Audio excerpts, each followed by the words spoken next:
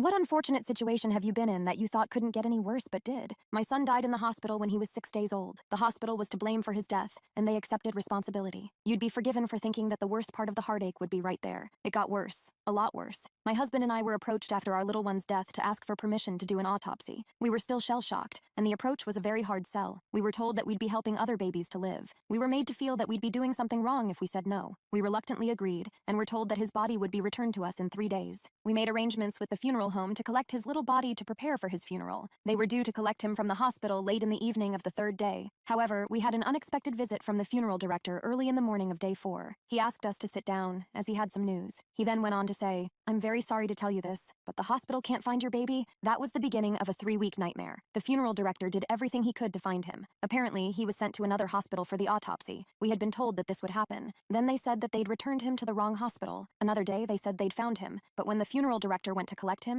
he was told that it was the wrong baby. I could go on. It was hell.